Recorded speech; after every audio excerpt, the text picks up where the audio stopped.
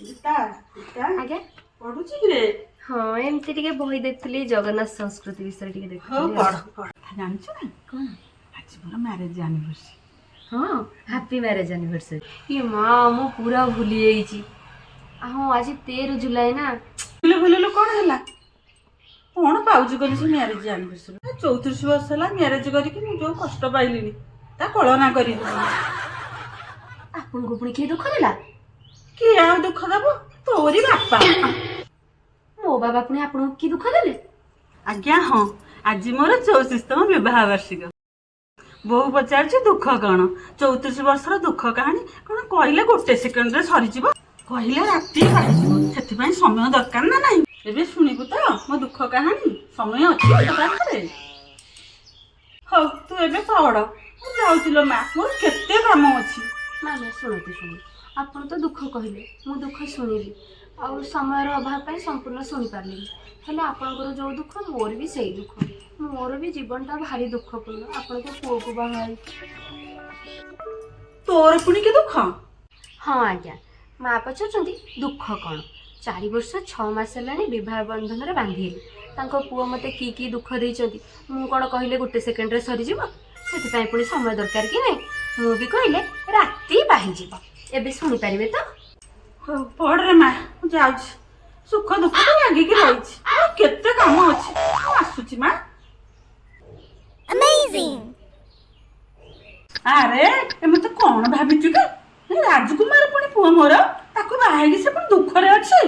अरे मते चिन्हिनी मो राउत हरती माँ आगर पुओ विषय कहब ताको दउछि पानी। आज्ञा ता तू कौन भाबिछु कि निजुको हैं मो राजकुमार पुओ को बाहाई के तू दुख रे अछु? अरे कौन भाबिछु कि हैं तू मास्टरनी हिची बोली हैं मो पुओ को कहबू माँ के बोल आज्ञा हाँ पिला दिने शुणिली बड़ लोक उत्तर नहीं आज ताहा देखिली केते कथा कहीगले बाबा को बाहाइचंती बोली बहुत दुखरे अछंती मु टिके तांको पुओ विषय कोन कहितली जे तांकर पुओर मापणिया जागृत होई उठला मते केते कथा सुनेले आ भूल भी मगेले।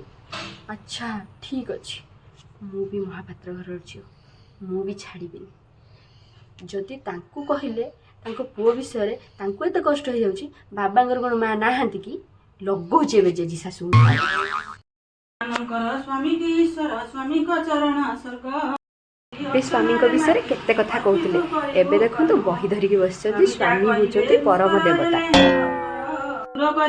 माँ माँ आपण को पुओ को बाहाई कि मु दुख पाइछि बोली कहबाटा मोर भूल थिला आउ आपण तार विचार करी मते दंड मध्य देले एबे आपण बाबा को कहिले बाबा को बाहाई आपण बहुत दुख रे अछंती तार विचार के करिवे मो जेजी सासु तेणु करी मु जेजी को पाखु एबे कॉल करछि से ही आपण को दिग्दर्शन देई परिबे आपण तांको पुओ को बाहाई कि ठीक करछन ना भूल करछन। अरे माँ एमती कहना से साउर बौठी से यदि तांको पुओ को कथा सुनिबे से मो जीवन रो मानचित्र बदलै देबे तू मो सुना बौठी माँ कहबुनु आज्ञा हां आमे दुई जन जांको भूलु। आज्ञा हाँ जीवन सुख दुख भरा दुख समय आमे केबे भी कहबानी स्वामी को विवाह करी आमे दुख पाइछे।